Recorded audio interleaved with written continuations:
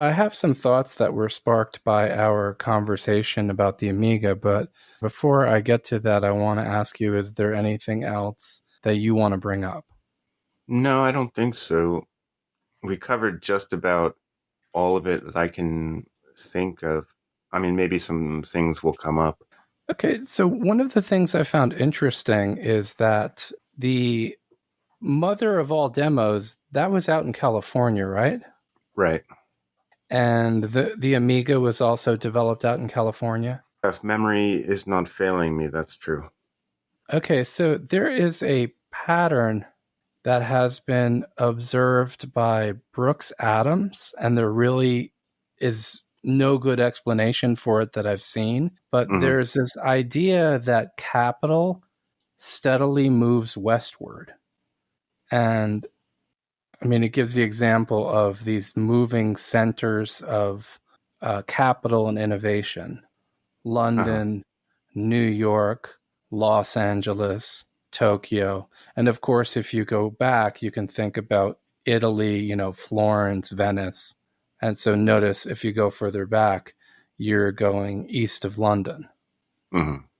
And it's an interesting pattern, and it seems to be both wealth and ilth. So this John Ruskin coined the term ilth, and he distinguishes them. Wealth, in Ruskin's sense, consists of all those artifacts, concretized ideas which enhance human life or life generally. Ilth consists of those artifacts which destroy, demean, or degrade life. A factory that pollutes the air or water is ilth in this sense. So is a bomb, a pistol, a tank of nerve gas, and so on. Hmm. And seeing also when I don't remember the name of the individual, the person who was describing his experiences with the Amiga in Japan. Right. Susumu is his first name. He worked with he made the soundtrack for some of Satoshi Kon's films, correct? Right. That is correct. And he used the Amiga somewhere in that process. I would have to I would have to guess yes, seeing as a lot of the music equipment that he uses, it seems that he wrote some custom software on the Amiga that makes the equipment talk to each other. That's my understanding. So there's probably an actual Amiga at the hub of most or all of the music that he did, which would have to include the soundtracks. So it's just like something so creative and so powerful done in Japan on this computer that was developed in California. It seems like that process of kind of intellectual capital moving west, in this case moving across the Pacific, and looking at Hollywood, Hmm.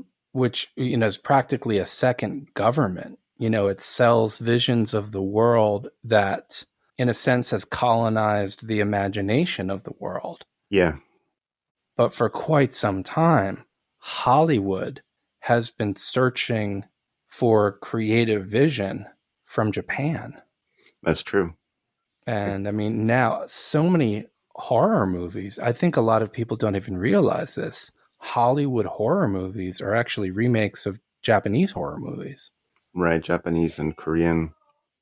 Okay, and Korean too. Yeah, And this has been going on for a while too. A lot of our westerns are based on tales of samurai, right. right? Yeah. The what is that famous one based on the Seventh Samurai? The The Magnificent Magnificent Seven. Seven, right? And the spaghetti westerns too, I think, are largely based on samurai. Right, yeah. And then we were just talking about Satoshi Kon. Yeah. I recently watched Inception. I really enjoyed Inception, but there would be no Inception without Paprika. Right. Well, Yeah, Paprika is one of the soundtracks that Susumu did for Satoshi Kon. I think he also did Millennium Actress, which is another great, and the he did the soundtrack for Satoshi Kon's TV show Paranoia Agent. So yeah, that's a lot of music, partially coming out of the Amiga into some great films. And I I guess I could say I'm a fan of Inception, but I think that Paprika is a much better film, and I know that it's actually a much deeper film. So I don't know. There's a little bit of obviously Christopher Nolan directed Inception, right? Yes. And he kind of gave credit in interviews or whatever, saying that Paprika was an inspiration for the film, right? Yeah, I mean it would be kind of hard to hide the fact. Right. Well, so at least there's that, because a lot of the theft that happens is, it's never acknowledged, and the person with the original idea is never acknowledged. And I guess in this case, it should actually be Tsutsui who wrote the original novel on which Paprika is based. But obviously, also Satoshi Kon added a tremendous amount in making the animated film adaptation of the novel, and that is what was, I don't know, you could say copied or homaged in Inception. I'd like to lean in the direction of saying homaged because I really enjoyed Inception and I found it to be very thought provoking. And I don't want to conflate Christopher Nolan with whoever these other individuals are. I Right. Yeah, don't. I I'm not saying that. Yeah, no, I don't think you are. I just want to make it clear. I don't know Aronofsky's work that well, Right. but Well, it is a fact that he bought the U.S. rights to Perfect Blue, which Satoshi Kon directed, in order to take a scene from it and use it in one of his own films, ostensibly to avoid any kind of legal trouble in doing that. And since then, so much of his output has looked like Satoshi Kon's output that it's pretty dubious. yeah. Well, okay, so a couple things. Satoshi Kon, he makes references to other works in his films, correct? Yeah, he's that's definitely something that he does heavily, about as heavily as David Lynch. Right. So, I mean, I know you sent me something. So, in that sense, he is kind of what we could call in the postmodern film genre. Right. And there's also a Philip K. Dick influence. Would you say that's true? Yes. He's So, go ahead. Yeah. So Satoshi Kon was inspired by Philip K. Dick and also by Yasutaka Tsutsui, who is considered the Japanese Philip K. Dick. What I think is interesting is, Philip K. Dick lived out in California. Right. So it's just a really interesting pattern. And I don't know how long it's been since you saw Inception, but you know the general plot of Inception. I mean, there's multiple levels, but they're being hired by a Japanese energy tycoon to convince the son of a recently deceased energy tycoon not to follow in his father's footsteps so that he can end up being the biggest tycoon. Mm. And it's interesting that it in the film you actually have machinations at work to move capital west, right? Mm. That's actually a big part of what the story is that process of consolidating the power, relocating it from the United States to Japan. Mm. I think it's interesting talking about California. I mean, we we see the computing revolution happen there through Right. places like the Stanford Research Institute, which was in Menlo Park, California. Then, of course, you have Silicon Valley, the innovation hub. And but then also, like you said, there's also a kind of second government there in the form of Hollywood. I'd like to do a podcast at one point on that whole thing, basically on the idea of why those things happen in California, and to look a little bit more deeply at Silicon Valley and SRI and Hollywood. Yeah, I think that's a great topic. And kind of running in parallel with this idea about capital moving westward, there's also something just to California. Well, Silicon Valley, of course, was probably the original, what they would call now an innovation hub. That became a model for a lot of innovation hubs that have popped up all over the place.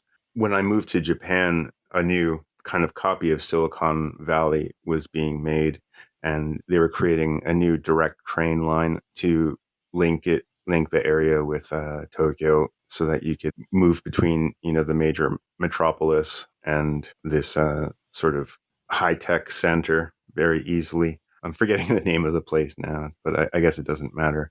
But this is all kind of, one thing I find interesting is the economist Richard Baldwin. He talked about how the factories of the future are going to be cities, and that seems to be coming true. And I think in that way that Silicon Valley was really ahead of its time, not only in terms of the high tech output, but in that basically they had this innovation hub slash factory slash think tank, etc., place that is, just basically a part of a city. It became a city inside a city. Yeah, that's interesting. I mean, it emerged in California. Yeah. Another thing that I thought of is when we talk about capital moving west. When we did the Russell, the podcast in praise of idleness, you were talking about work done with a lot of automation for delivering video games, Right. and that was actually done in China, right? Yeah. And the other work that you were the experiments with different schedules for working and experimenting with giving people time off and looking at what the level of output was also done in Japan. Yeah, there was experimenting here. Particularly, I remember Microsoft Japan doing that, giving people the 4-day work week and seeing productivity skyrocket. Right, exactly. Yeah. That that that's that does kind of cohere with this leading edge pattern moving west. Yeah, that's kind of interesting. I guess the next place would then be China if we're going to continue going westward, right?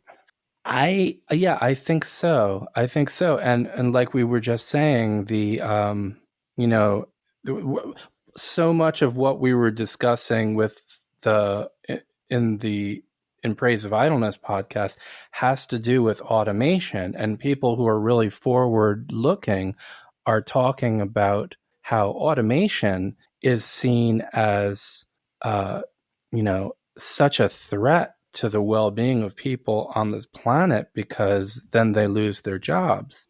But the Mm-hmm. bigger picture is, well, why don't we automate more and more and start letting people have more free time? Right. The kind of insanity that Bertrand Russell was talking about, Right. where they see that you can meet needs with much less actual labor done, and instead of really maximizing that, you end up with this group of people is overworked and this other group of people is unemployed. Right.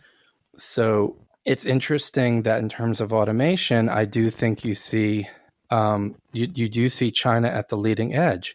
You also see China at the leading edge in terms of development projects in other countries. Right. They are building stuff all over this planet. Right. And they enjoy a special place in that it's kind of a wild west for intellectual property law, so they can get away with stealing ideas and stealing technology and building on it or selling it directly to people more cheaply. Well, you could say they're like global hackers, Yeah, in a way, right? that's true. I feel like what we're describing sounds like a work of science fiction that could have been written not that long ago, where someone says, this is what's going to be happening. Right. I think in a lot of ways, I think, first of all, you're right that it does seem like some kind of a science fiction story. But I also think that science fiction has overall influenced a lot of people that have had some say in how the world is put together. I definitely think that Blade Runner was an influence, for example, on people that were involved in everything from, construction to traffic layout to architecture design in Tokyo. Yeah, I believe that. And I remember when I was in Shanghai, I felt like I was on a science fiction movie set. It does seem that way. And, it's kind of interesting thinking about how much. I think you're absolutely right. I think it's not just the predictive power of science fiction, but it's the inspirational power. It's like creating the next program. Yeah. You get that if you look into ideas of how magic works, the idea that something is written and that you can kind of write something that's building on that can integrate that previous structure, but can take take it to the next level. That's kind of the idea of magic.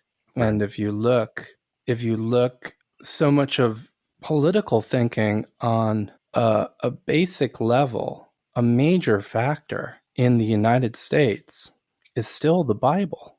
Right. So it shows the power of that text. One of the reasons Trump is held in such high esteem by people who think that he is largely an immoral man is because he moved the embassy to Jerusalem.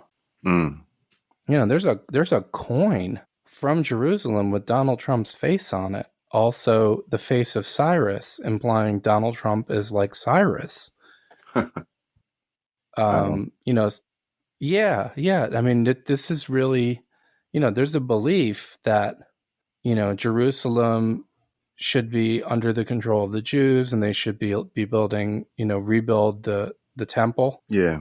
I mean, it's a whole sticky kind of thing, but the point is that it's from a text, and it seems like as we go further west, it's less the Bible and more science fiction. That's kind of interesting. I was just reading an article about the Arthurian tales, and I came across this quote from John Steinbeck. He said, "I don't know any book save only the Bible and perhaps Shakespeare, which has had more effect on our morals, our ethics, and our mores than Malory." That is so true. That is so true.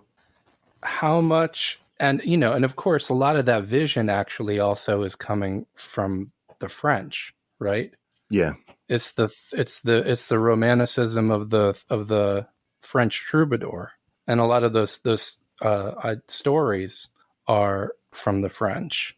Right. But yeah, in some sense, that's part of our vision of ourselves. When we think of spirituality, we think of the Holy Grail. Right. And when we think of nobility, when we think of chivalry, when we think of courage. Right. Even when we think of love. Oh, yeah. Well, I wonder why I left that one out.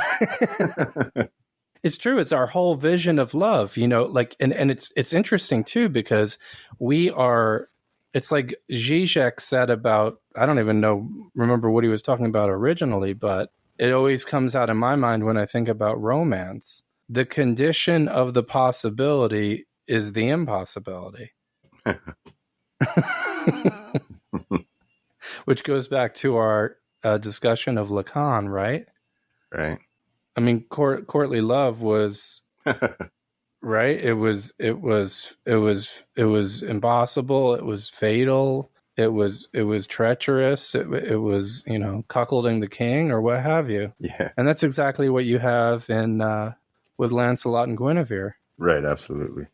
So it's interesting. And I guess maybe one of the things that I mean, Robert Anton Wilson talked about this somewhere, that because Robert Anton Wilson was influenced by this idea of the westward moving capital. Hmm. That you have people looking at the absolute leading edge of computer science out west, and you have people talking about Freud and Marx in New York. And of course, you and I like to discuss Freud, and I think Marx is going to come up more in the future, but there does seem to be a kind of lag.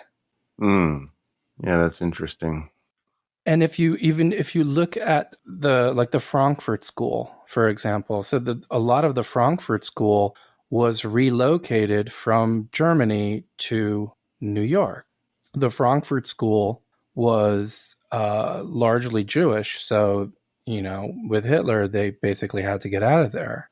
But Yeah. that's part of that capital moving west, but also lagging. And I think that there's a kind of political thinking there that's, on the one hand, it's supposed to be unpacking things, clarifying things. At the same time, it becomes more rigid. And that's one of the things that, might be a problem as we move into the future in the United States. And that you also see that active in California, is that there's so much emphasis on political thinking and not enough emphasis on just good thinking. Yeah, that's a really good point. I'm always surprised by how everything is so politicized in the U.S. and of course by how personal people take things. One of the few times that I've been back to the States from here in Tokyo, there were two men on the plane that were arrested when we landed because they got into a heated political argument. It started to turn violent. Whenever I hear about something like that, I can't help but wonder if it's the case that neither of them really knew what they were talking about. Well, the odds are in favor of that for sure. It's really interesting because when we talk about Wilber, and 60 to 70% are at the mythic, ethnocentric, fundamentalist level of consciousness or lower. I think a lot of these political identifications are just a form of tribalism, and that's why Absolutely. it's so right. That's why it's so bizarre. If you don't really, if you don't really subscribe to it, because no one would actually check all those boxes. It's not the case that if I happen to think this about this topic, that I automatically think all these other things too. Right, right. And any of those kind of pre-given standard worldviews within that dichotomy are like preposterous. So it's actually, Right, it is held together by that kind of like affiliation. right. Well, if you try to think about, for example, if we think about the American right wing and on the issue of abortion, they're pro-life, right? That's the standard right wing position. But on climate change, they basically, think that it's nonsense or a hoax or whatever.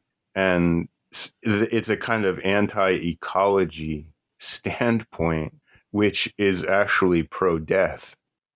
Yeah, that's a good point. I mean, we still need to really get deep into climate change, because that's something I feel like I just don't know enough about, Yeah, and that I've been lectured by people on the issue, and I didn't feel like they knew any more than I did. So I was like, what is this?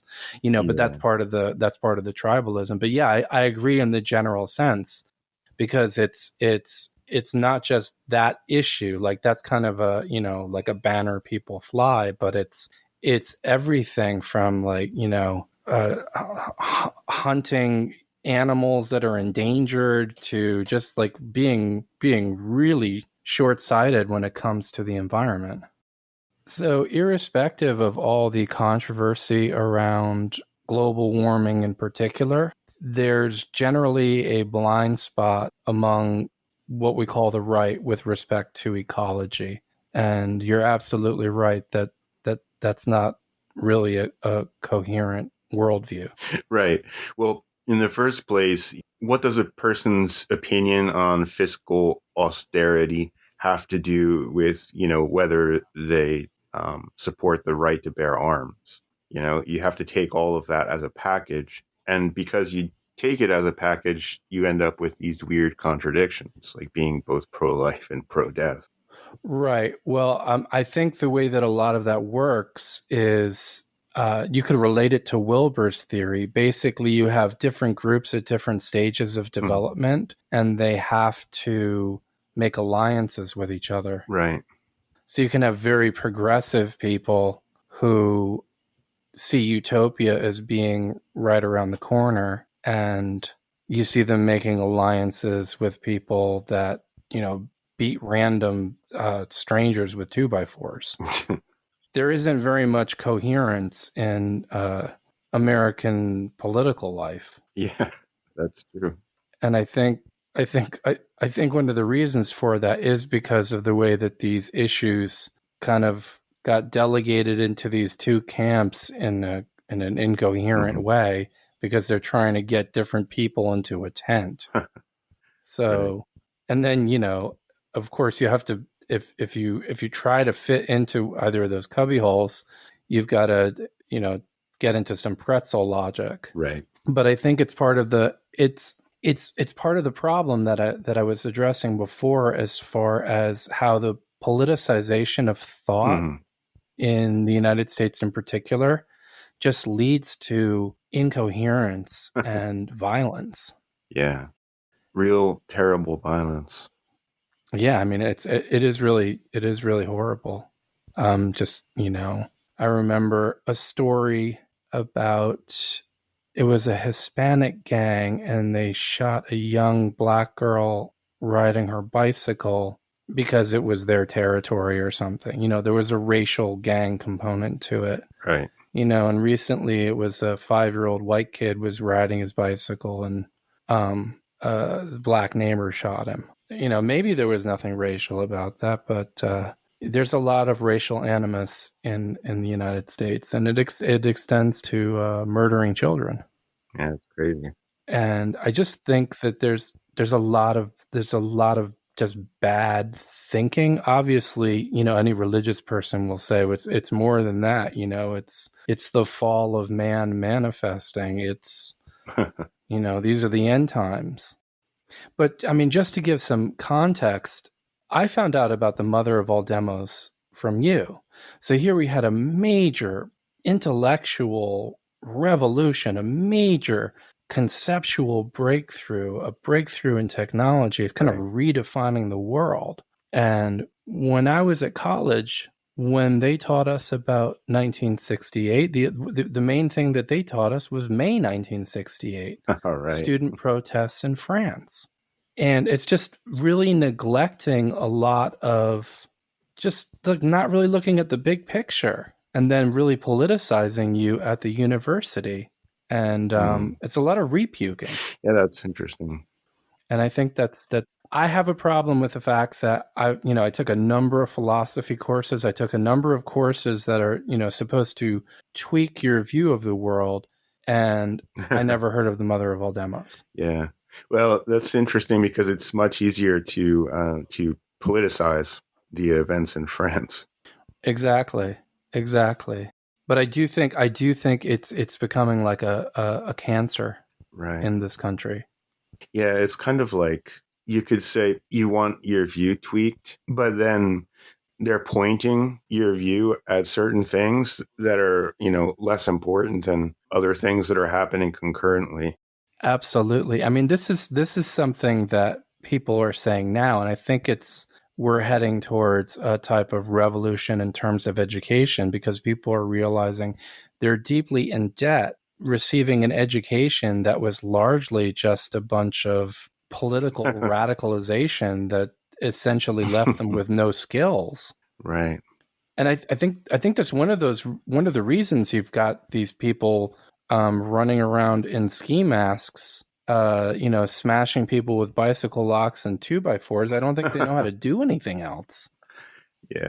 I mean, this is crazy. A lot of these people have advanced degrees, and they're just, they are victims in a sense. Well, but unfortunately, they're working for the people who victimize them instead of. Right. Well, you and I have both engaged in self-study, just studying and learning things on our own for a long time. So that makes us a little different in a sense. But when I look back on my time in university, I really didn't learn that much, especially compared to the amounts of money that had to change hands for that to happen. It seems ludicrous. Yeah, it's really incredible. It's so incredible. I mean, I remember when I was taking metaphysics. I remember that. What an God, that course was a joke. Good God. And I remember you reading passages of Emmerich Koreth to me. Yeah. His and I was like, metaphysics. oh my God, what is this? This is a real philosopher.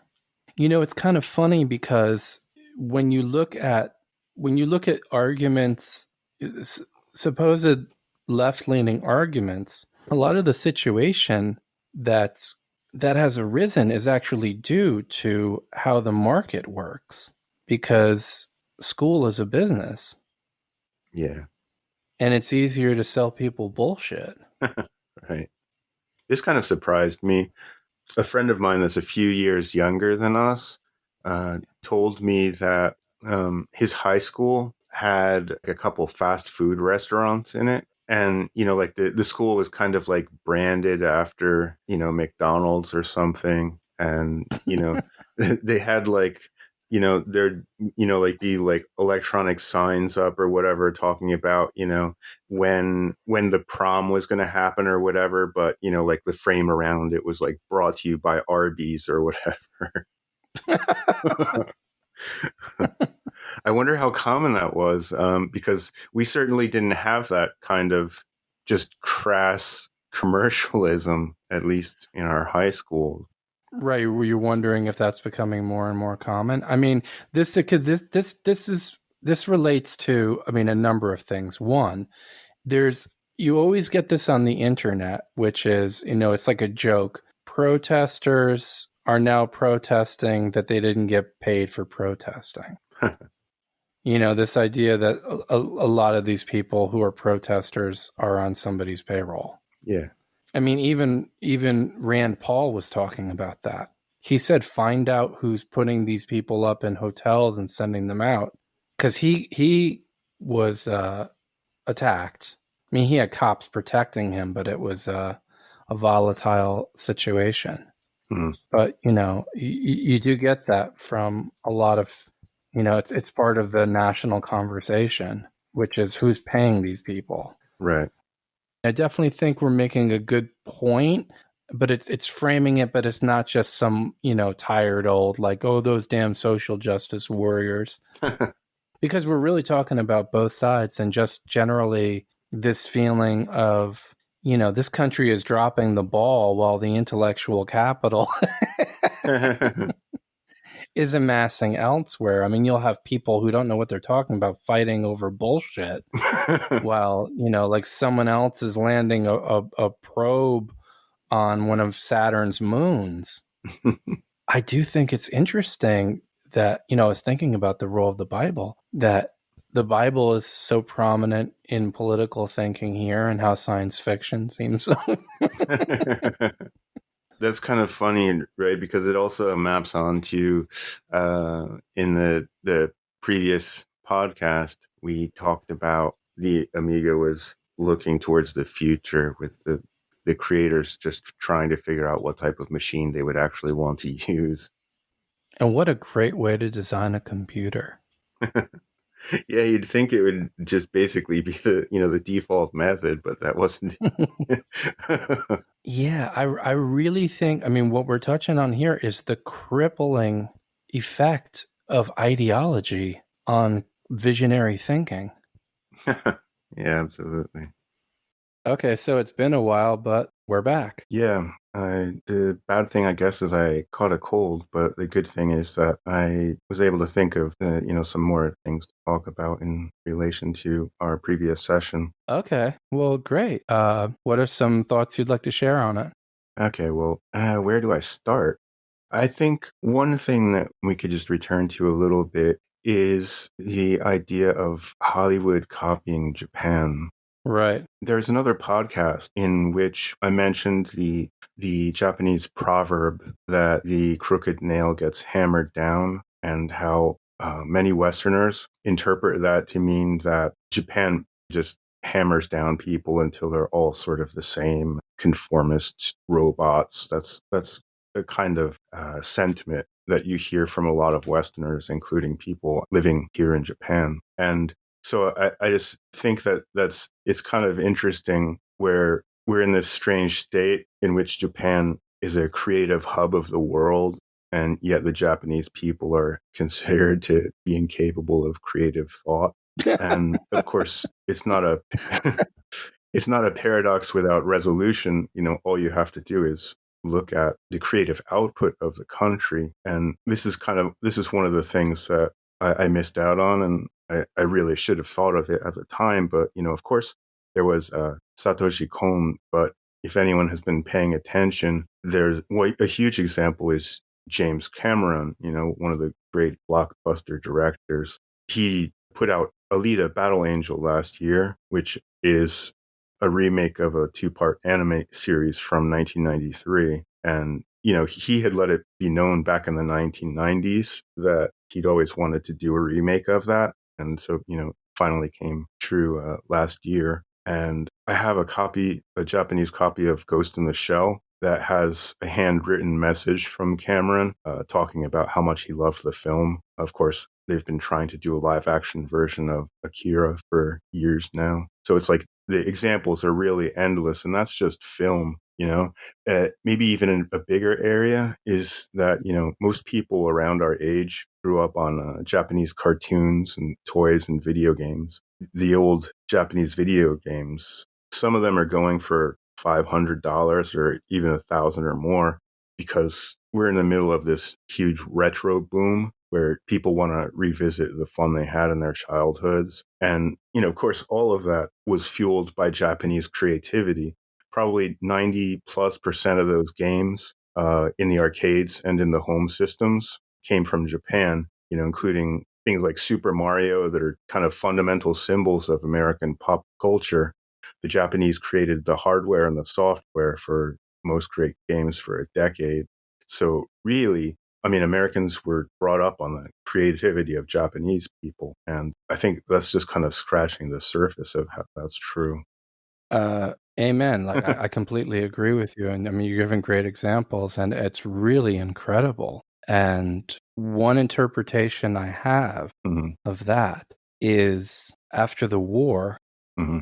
when they, America decided to help Japan to rebuild, Yeah, they did not anticipate what Japan was to become. No one could see it. right. And as it turned out to be more and more, not just efficient, but also fertile, Right. I basically think that people framed Japan in a certain way as a kind of compensation. Mm-hmm. Yeah. So, and I think this is also maybe part of an attitude towards Asians in general, Right.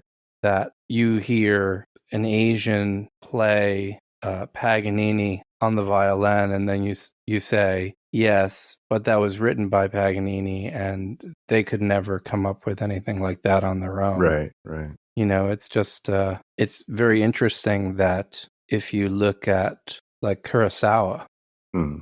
taking classics of Western literature. Right. His rendition of Macbeth, his interpretation of Dostoevsky. Yeah. In Japan, and I think also in China, there is, although I think this is more so true of Japan, just a healthy fascination with the great creations of Western civilization, Mm-hmm.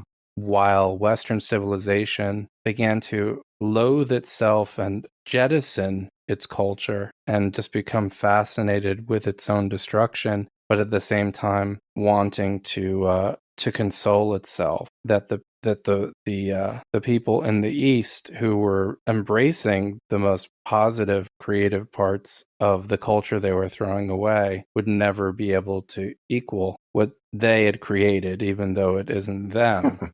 You know, if you go into Europe now and you walk into a European cathedral and then you walk out and you look at the average European, you know that those aren't really the same people anymore. Yeah, absolutely. That makes me think of a few things. First, I would like to direct people to Doug Stanhope's bit on nationalism. That's a really good and very funny sort of talk on that last point that you made. Another, I think, sort of repeating the point that you just made is a statement from Laibach when they switched over to making techno music. They said that techno was the first European music, the first new European music to come since Bach.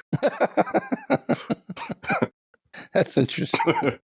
But yeah, I agree with you on all of that. And, of course, post-war Japan was seen as, just making crap. But they sort of changed, they efficientized their processes, and they ended up starting to make, really good high quality materials at prices that, other countries were not capable of. And one kind of story that came out of that was that, Japanese can make a good high quality TV, but, it was us white people that invented the TV. Yeah, that's exactly that's exactly what I'm talking about. I mean, it's you see this game played all the time. You can I've met black people in New York who tell me that black people actually invented everything and white people stole it. Yeah. I mean, everybody's got a story. Yeah, they do.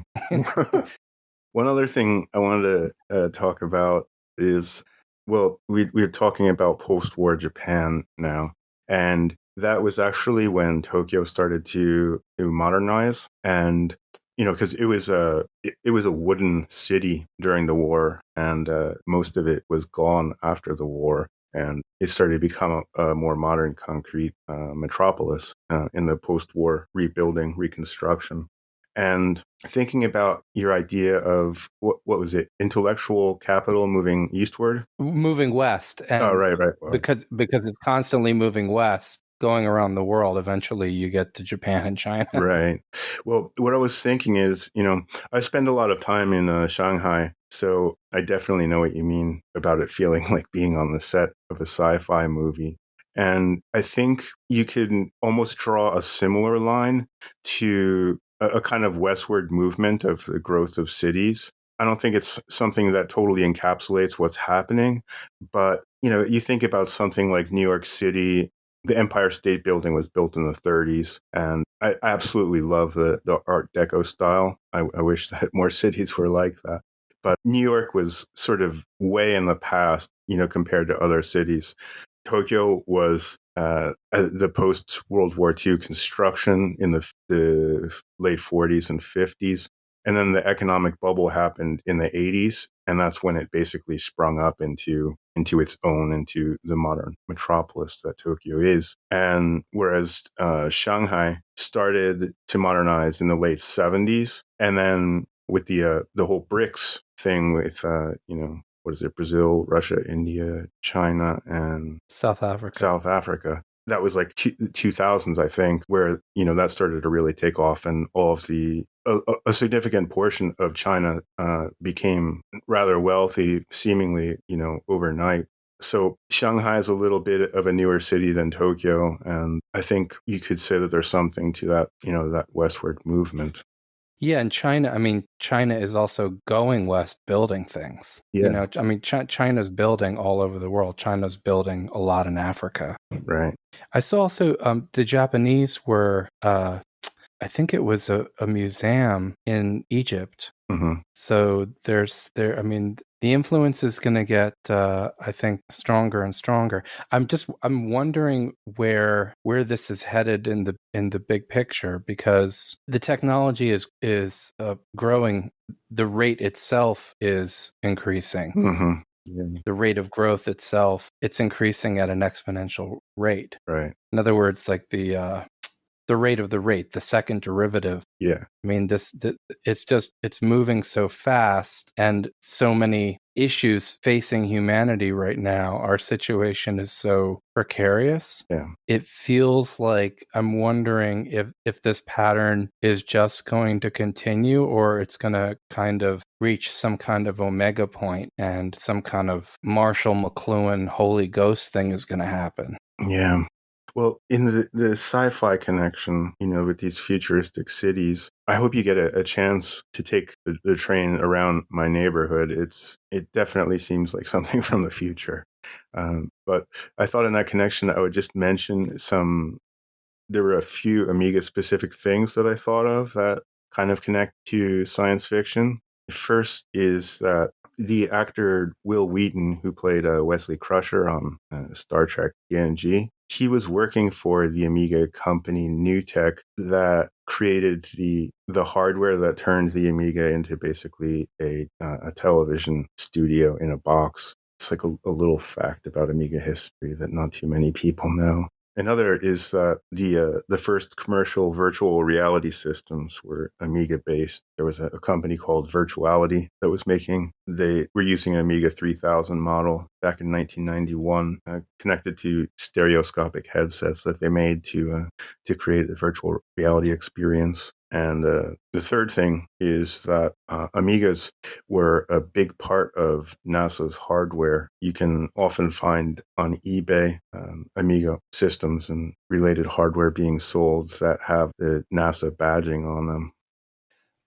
Well, that's quite an impressive list. Looking at new tech, Wesley Crusher connection obviously has an element of the sci-fi romanticism connection.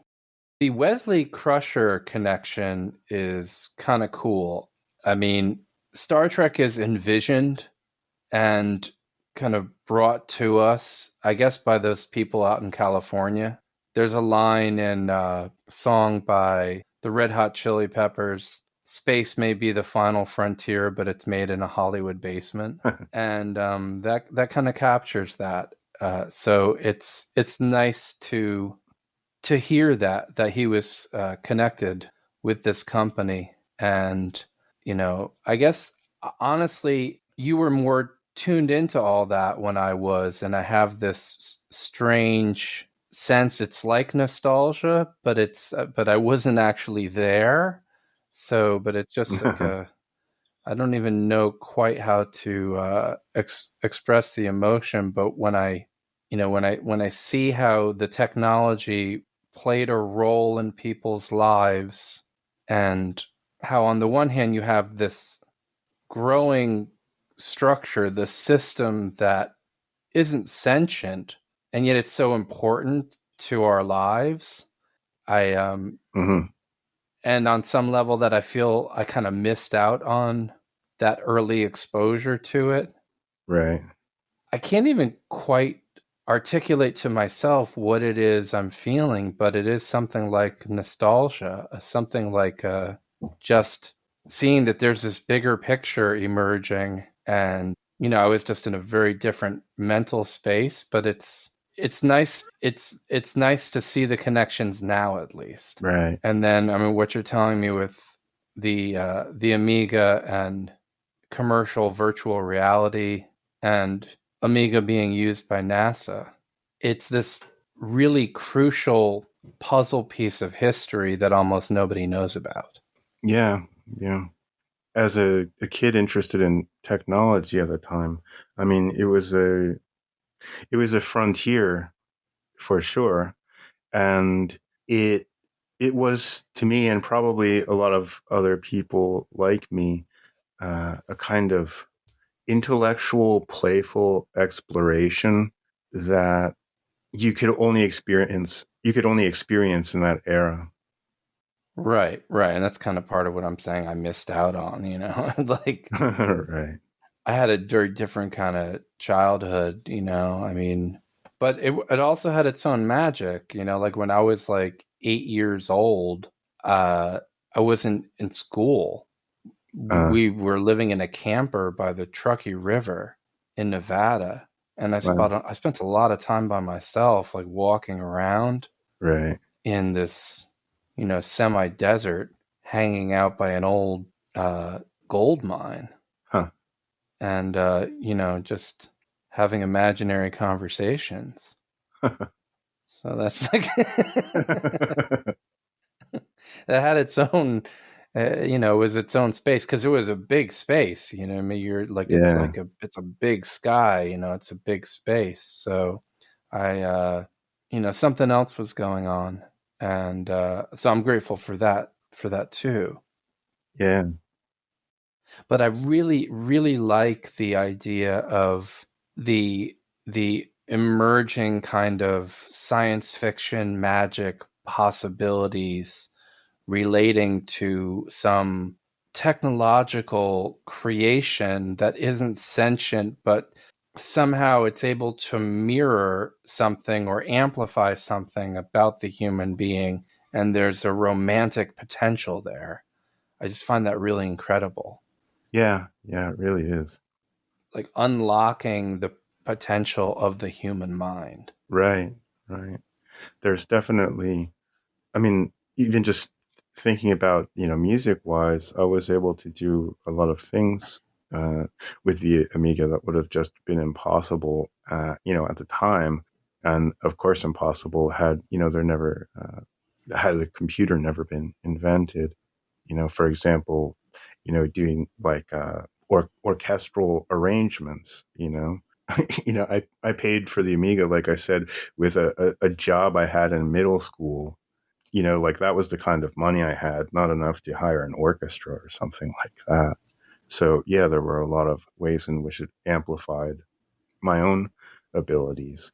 And I learned a lot about music creation, even, simple, like foundational things like harmony, because I was able to put together different instruments, different timbres, and different tones and notes to. Um, it was the computer helped me to explore the musical space. Yeah, it really is incredible. And it also it makes me think of the future. I mean, in terms of kids now and what they're being exposed to. Yeah. There are certain things that are crystallized in my mind that were not, I mean, looking back, there's a lot that was just, groping in the darkness. Mm. But now there are many structures that are crystallized in my mind, and I do want to share those structures and see those structures as a foundation upon which more structure can grow. Mm. And maybe on some level that's part of the meaning of even being alive. Yeah, absolutely. Right, we're building these structures, and people bemoan, you know, their situations and how they grew up and so forth, and what no one showed them or they were treated and so on and so forth. But the the structure of the knowledge is, I mean, this multifaceted jewel that is actually revealing itself to us. And in some sense, we're actually part of the process of the revelation of that structure. And maybe on some level, we're helping to create that structure. Right. And some of the stuff that I see in the world, uh, in terms of the mob psychology and the violence, the animus, the shadow projection, it almost has a feeling of moving into like the Dark Ages again, some new iteration of the Dark Ages. Right. And you have this sense of order and seeing what the potential is of what the human mind is capable of. Yeah. Instead of dreaming stupid nightmares and trying to make other people live in your nightmare. Mm-hmm. And it's like there's an impulse to be a bearer of that, to protect that, almost Right. like like a monastery or something. Or Yeah. Well, that kind of brings us back to what you had mentioned about Japan, and I mean, it is also somewhat true for South Korea and China as well.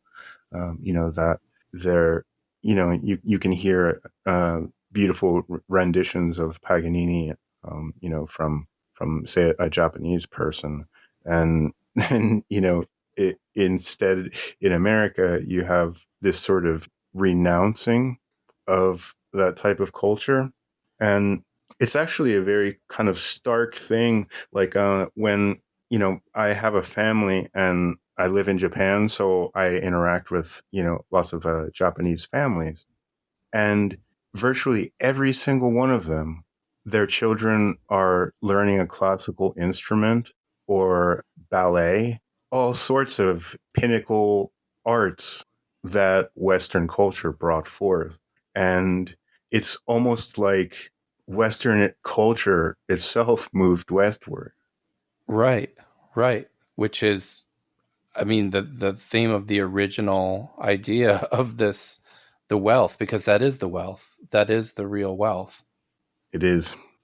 I mean, I always, when, I did my first degree in philosophy and then bounced around the world, Yeah. and, coming back and then going back and doing a math degree, I actually identified more with people who were immigrants.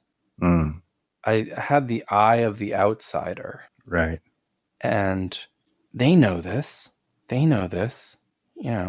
People from Bangladesh, they know this. Those are my guys. They're like, okay, we got to study.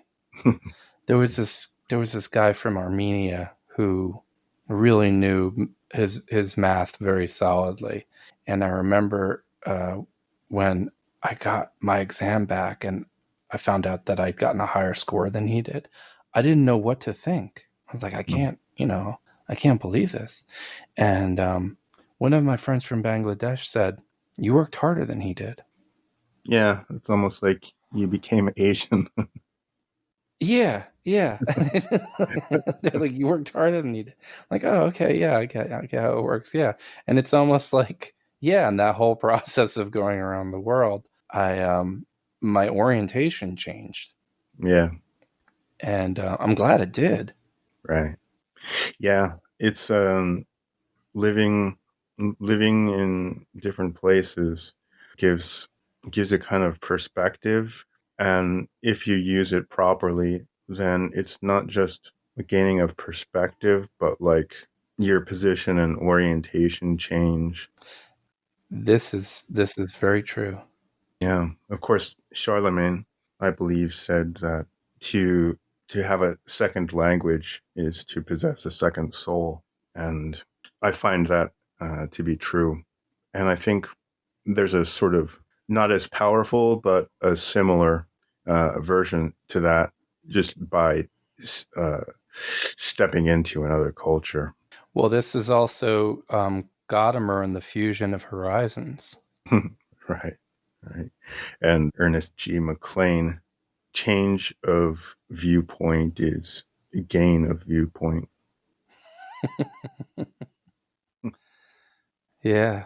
I feel like we've discussed some, negative trends that exist in Western civilization. I found this article from The Guardian from 2018, and I'd like to share a few excerpts from it.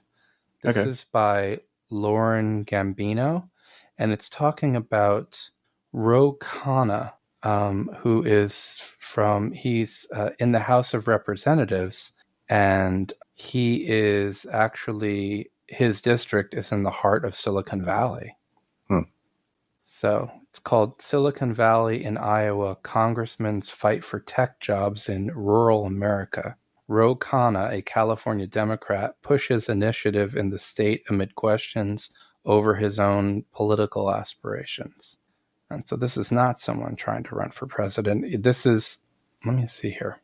On a recent Saturday night, Khanna, a progressive Democrat who was recently reelected in the diverse Deep Blue California district where Apple, Intel, and Yahoo have headquarters, joined tech leaders here in Jefferson, an Iowa town of 4,200 people. It is located in a predominantly white, rural swath of the state represented by Congressman Steve King, a far-right conservative who is questioning of Google's CEO.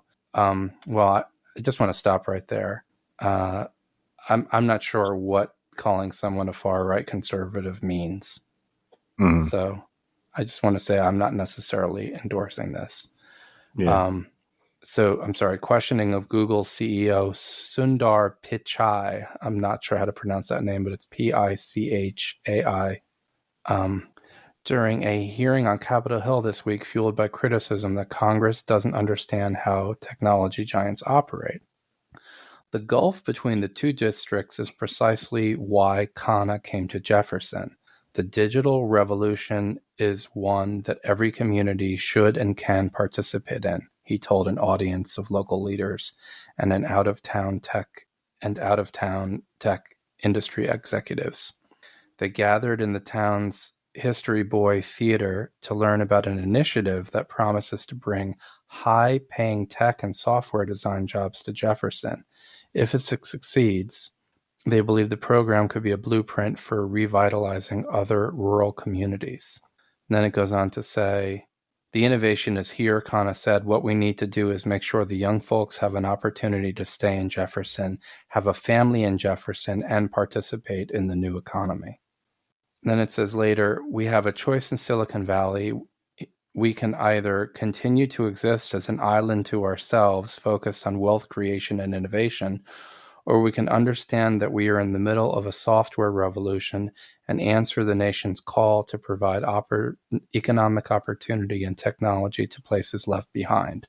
I feel that so many politicians who capitalize on negativity and resentment get so much coverage in the media.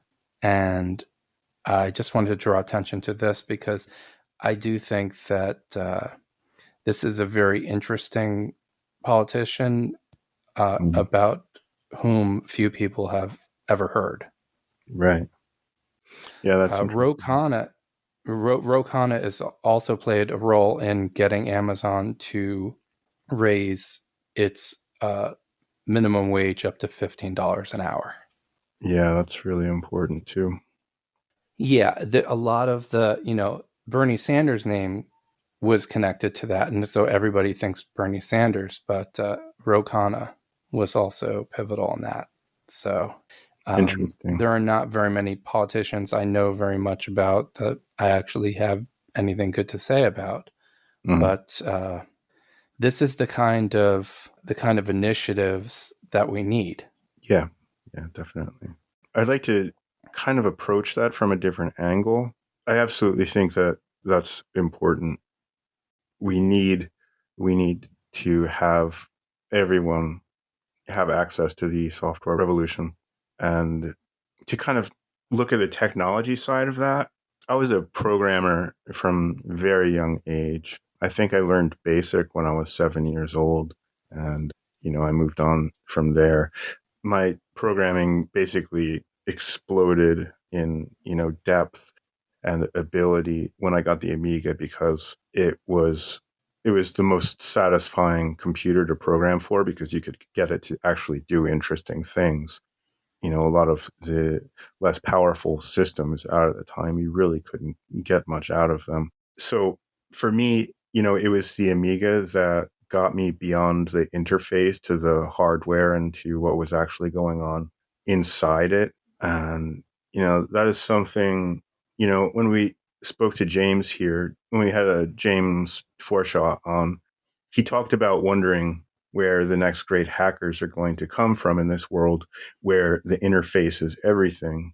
And so, as far as connecting the Amiga to this podcast, one thing useful might be to look to that past to build a connection to what's actually going on under the hood of modern technologies. And today, programming has gotten far easier with APIs and libraries and so on, but that has also added layer upon layer of abstraction between the interface and what is happening behind it. So there's both good and bad there. We're in the midst of something very different than, what happened with that sort of like 80s personal computer boom.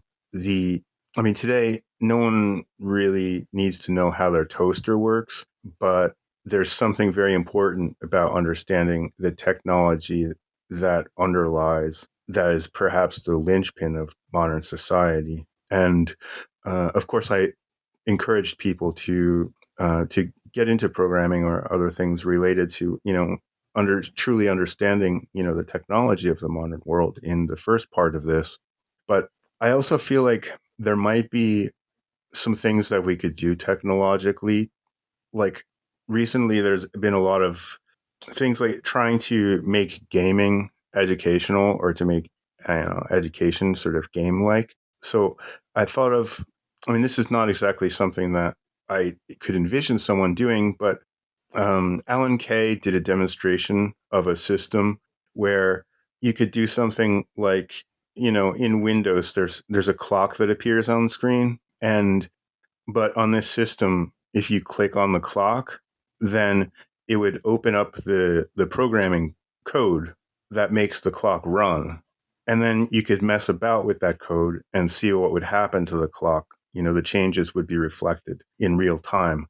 So that's like a kind of system where what's behind the interface is basically just a click away from, the interface itself. I could see some things being, changed technologically to sort of open up what's going on inside, and that might be able to get more people involved in this. But the idea of this, the importance of technology, I really want to frame that in terms of how everything is politicized in the U.S. It's high time to point out that other things are shaping our world with far more force than the political realm. The internet was such a thing. What's made greater changes to our lives in the past 20 years? Technology or the government? Another huge change now in the era of COVID-19, and of course that has been politicized as well in the U.S. I can't believe it, but Americans, have gotten to the point where, wearing or not wearing a mask has become a political statement. It's just crazy how everything gets changed into some sort of political debate. But when I read about things like that, I get the sense, I feel like the true sense of freedom that everyone was talking about in the founding of America now means people simply championing their freedom from interdependence and from responsibility to their community and just being a bother to everyone around them or even violent. There of course are political issues with the virus, but again, the main arena is science to figure out how to get a vaccine. And then, of course, vaccination is another political issue in America. But, what I'm saying is if you want to see great positive change in the world, it's obvious that getting involved with technology, with science and technology, is going to do a lot more than, voting for someone or whatever. We've seen time and time again disruptive technologies changing our lives almost by the month, while the enormous political barge attempts to slowly turn around on an issue, like cannabis over decades. I really feel there's no reason to be.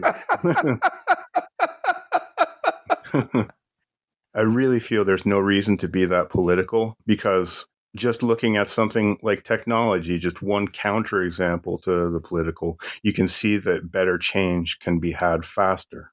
Well, this also makes me think of the podcast in praise of idleness when we were talking about automation.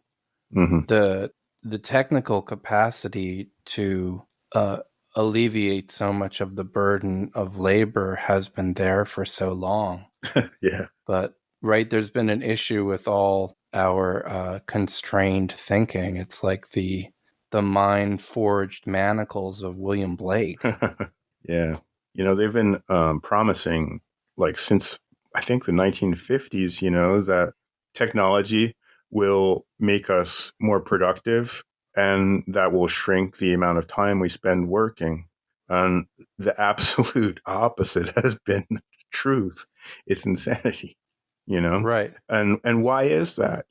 Why is it that companies have become more productive through technology, and that means that their workers should work more? I mean, it's a rhetorical question, but it's a good question for people to ask themselves. Yeah. I don't even know if I have the context right, but a line from a Leonard Cohen song came into my head. Uh-huh. It was just a snippet. It was, "It's overturned the order of the soul." It has. But yeah, no, you're absolutely right. I mean, just on your point about automation, I mean, that could be something like, turning the soul, upside right or whatever, regaining a soul, if we reach the point through technology where, everyone has abundance and leisure. And that's something that that's a change that would have to happen through technology. It couldn't happen any other way. Yeah, I was thinking too, even I don't know where Bitcoin really originated, but even the idea that it would be framed as this mysterious Japanese individual says a lot. Yeah. Yeah. And, these sorts of ideas, I mean, obviously, people have gotten just this idea that, Bitcoin is a type of investment, but the real power of it is in, decentralizing finance. Right. That's absolutely, and what a great idea. I mean, that's another. I mean, we talked about that in the Lacan podcast. That's another huge issue with people in the United States is their obsession with the Federal Reserve. Hmm. Yeah.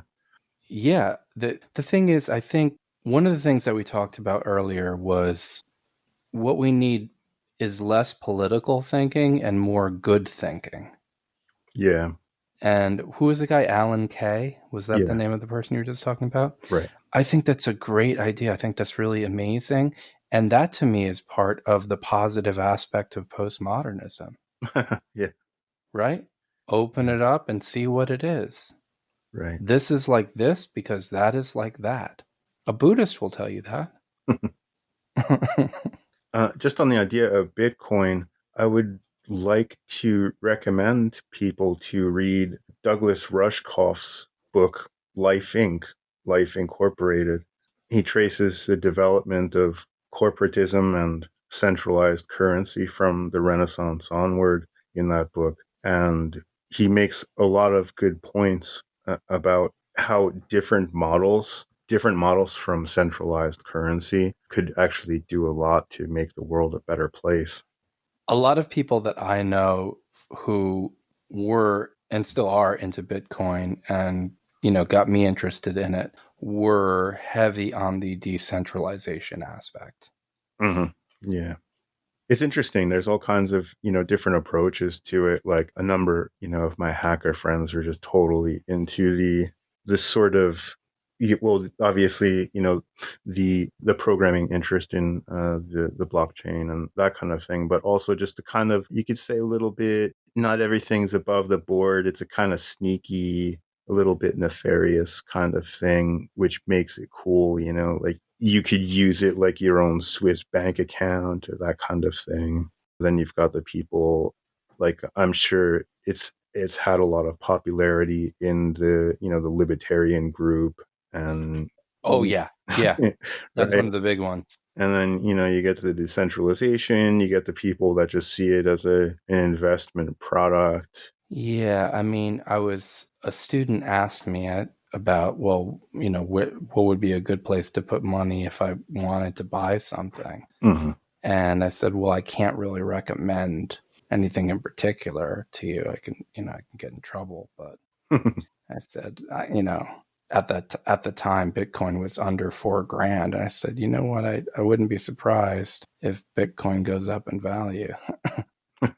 And, from that time, Bitcoin is $13,704 right now. Yeah, it's really gone through some huge waves. Yeah, it's gone through some changes. You used some amount of Bitcoin like 5 years ago to buy a pack of bubble gum, and now you could buy a car if you'd only kept it. But the thing is like people are so, and this relates to what we're talking about. People are so emotionally volatile and emotionally, they're almost like, and I say I don't want to judge, like we human beings are very much like these knee-jerk spastic robots. Yeah. As far as our emotional responses to things go, like, okay, press the button and now you're going to do some sort of robot dance. Right. And I mean, it really enslaves people. Yeah. It really does. I mean, like you just see people, get emotional. Then I forget, there's all kinds of fallacies, and people should really study all these things, these psychological mechanisms that, Yeah. send us running down the wrong corridor. And just like, Right. kind of like, well, what did you do? Well, I bought it as it was going up, and I sold it as it was falling down. Yeah. It's Right. like, I think the most important thing, if you can just get one point across Mm-hmm. in a class on literature, like, I mean, down at like a community college level, you got some kids in there, you got to get them to some sense about something, is that people aren't just cartoon characters. Right. It's wrong to just look at somebody imagining some crap and then project that image onto somebody and then do whatever you think that person deserves to have done to them, even though that's not the person. It's just what you're projecting onto them. Right. I mean, this is becoming a sickness that's spreading so fast. It really And I is. really do think that, it's just absolutely insane. And you are really operating at a very low level. I mean, you're operating just like the tiniest fraction of what your capacities actually are. Yeah.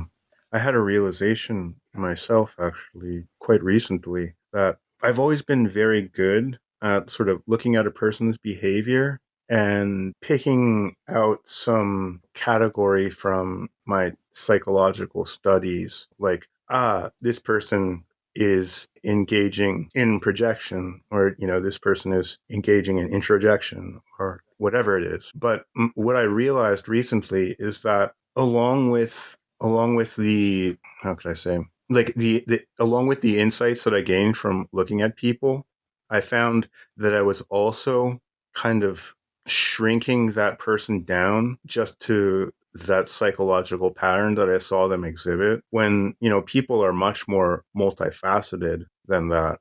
Anyway, it's like something I found that I should be, more careful about. No, that's a really great point. It reminds me of an exchange I had with a philosophy PhD where I was talking about the limited number of psychological types according to astrology. And he said, well, it's better than psychology. In terms of the types. Like, oh yeah, there might be something to that. But yeah, there's definitely something to that system of pigeonholing, because I see dynamics taking place in my own behavior Mm, where, for a moment I'm quote unquote that guy, right. and someone could easily reduce me to that guy in their schematization of reality, and checking off everything, different categories, looking through their lexicon. Mm, But it's absolutely not that simple, and that's exactly the kind of thing that people need to learn, absolutely. just on a basic level. That's what the humanities really that's the gateway to the humanities. If you haven't learned that it isn't that simple, that this person isn't just some pure essence of this particular archetype, quote unquote archetype, or, propagandistic image of fear, Mm-hmm. or caricature. I mean, then you're not living in, if you don't learn that, you're not living in reality. Right. Terence McKenna was right when he talked about how, for the most part, the world that we live in, even we're living surrounded by all this technology. But if it gets down to asking a person, well, how does your thermostat really work and what have you? Mm-hmm. We're not that different from people living in a forest. Yeah. Right? But we don't Yeah. have the forest wisdom. Right. And it's a very dangerous thing. Right. Yeah, I think you're absolutely right about that function of the humanities. And I would just add that the humanities, technology greatly moves the world, but it requires a guiding force.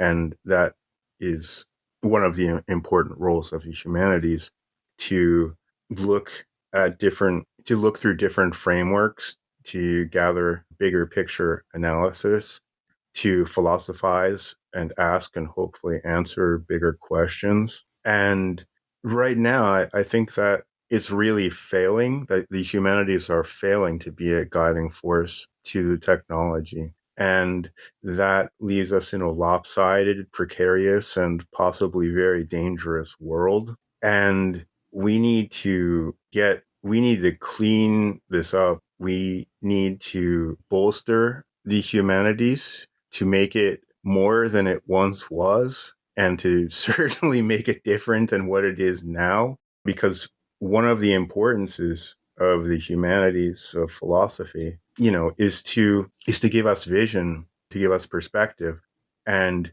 to give us aim, to figure out where we want technology to take us. And, I also think that that's part of the project of what we're doing with Phenomenoumena. Yes, it is. I find it's actually really incredible to me, but here in Japan, there have been some political movements to do away with the humanities. The idea behind it is basically like, what has philosophy given us? Meanwhile, STEM has given us everything. So universities should be, sort of STEM factories, spitting out STEM students, that can enter the STEM workforce. And that's incredibly dangerous. But That is given, incredible. Yeah. given what the humanities is like today, It would almost be an improvement. yeah, it would. It would. I mean, it's so ridiculous. It's so ridiculous. It's like, I go to university to hear the term WASP used as an epithet.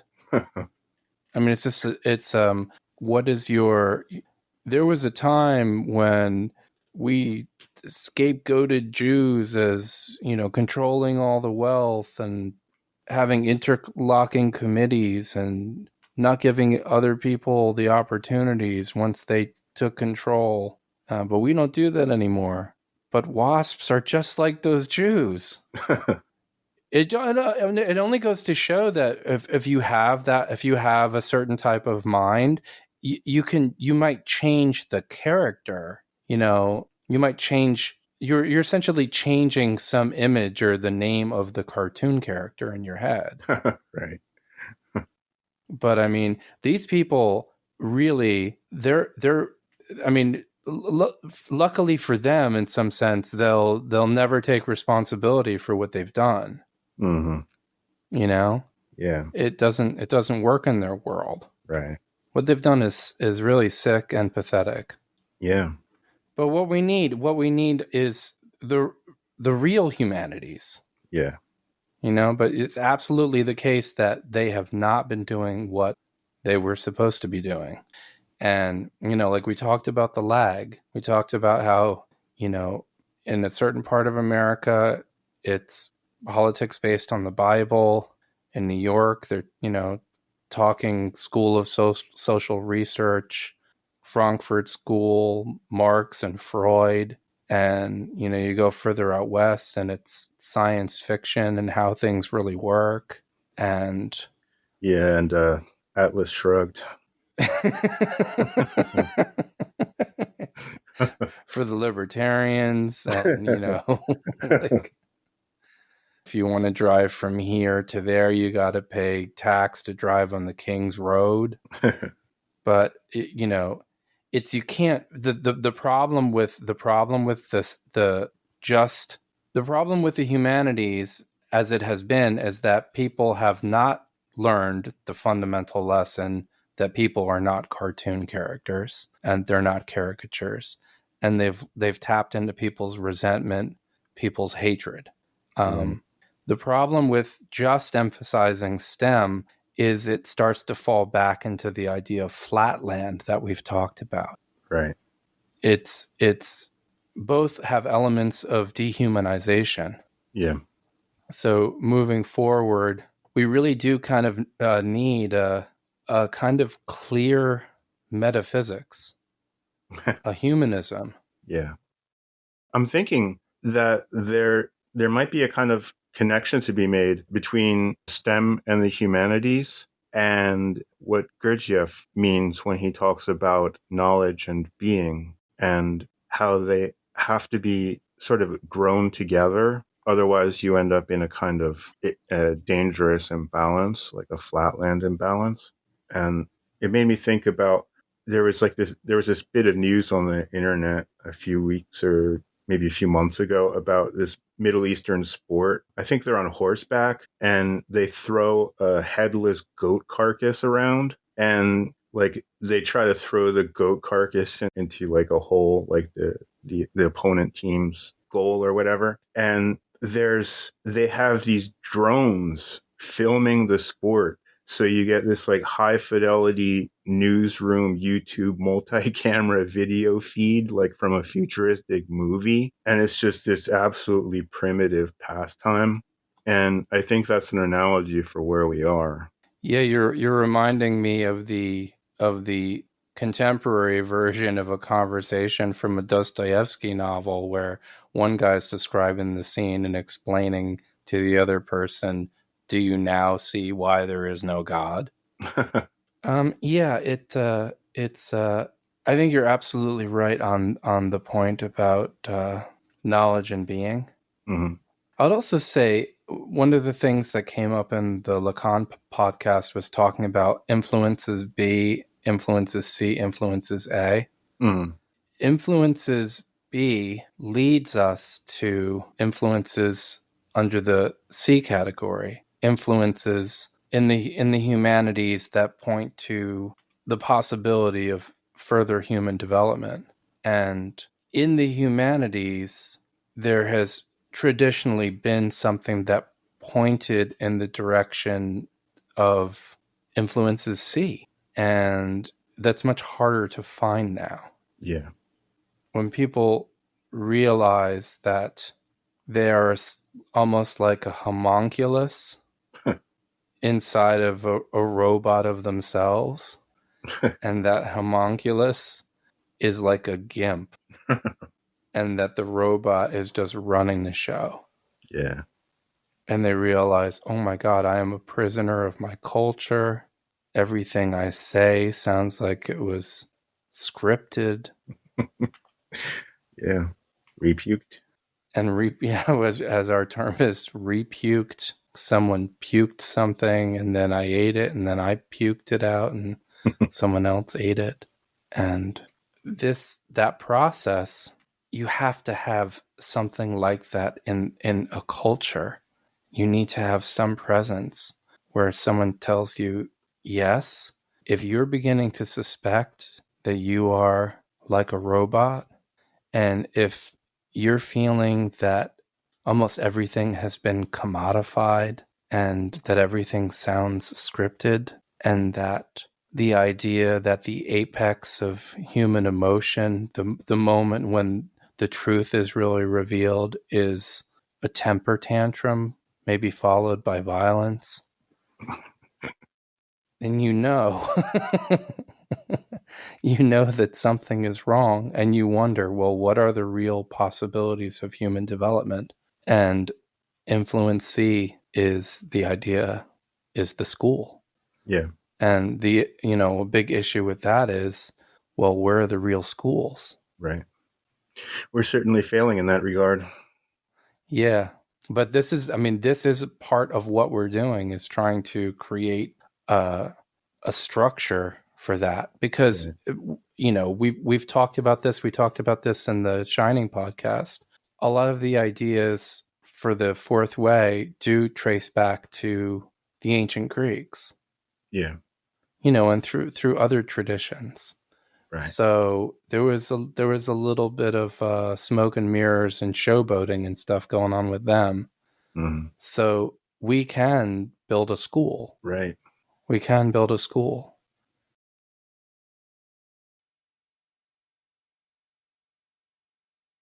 So do you want to just try to wing the outro and see what happens? Yeah, I think winging the outro is a good idea. We could say, if we were going to record an outro, then maybe we should say this and that. Yeah, like, you've been listening to Phenomenoumena with co-hosts Ray, I am he, and Gino. Yeah, well, we could do it like that. Yeah, and then we could direct them to all the places where the podcast would be found. Spotify, iTunes, wherever they are. And, check out our webpage, Phenomenoumena.com. What about using this? Can we use this? Yeah, I think maybe we should use this.